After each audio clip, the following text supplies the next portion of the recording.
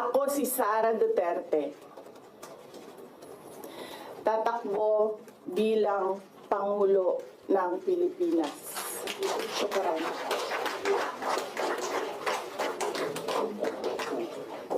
Any questions?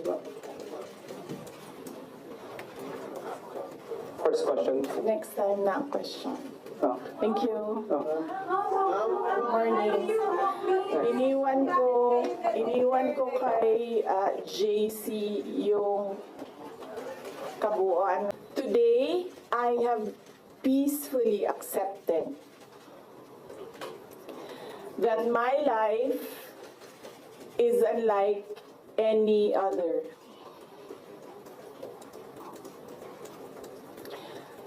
Sa unang mga buwan ng aming mga termino, nakita ko na ang kawalan ng katapatan ni Bongbong Marcos Jr. sa mga pangakong binitawan noong kampanya, pati na sa kanyang sinumpaang tungkulin para sa bayan.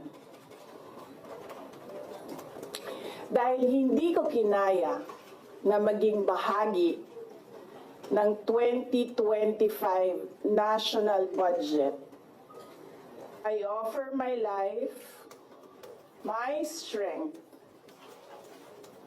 and my future in the service of our nation.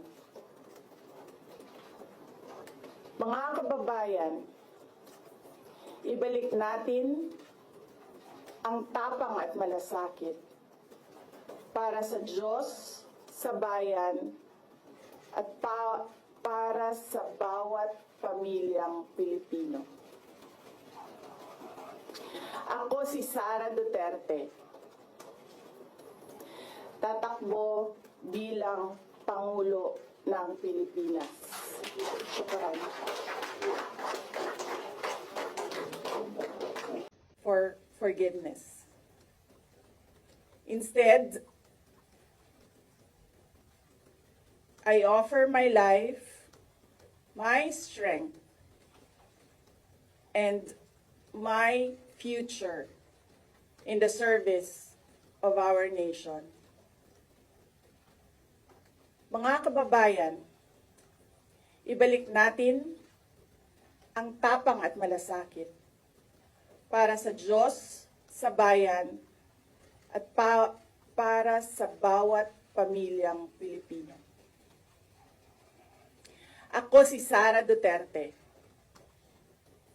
Tatakbo bilang Pangulo ng Pilipinas. Shukran.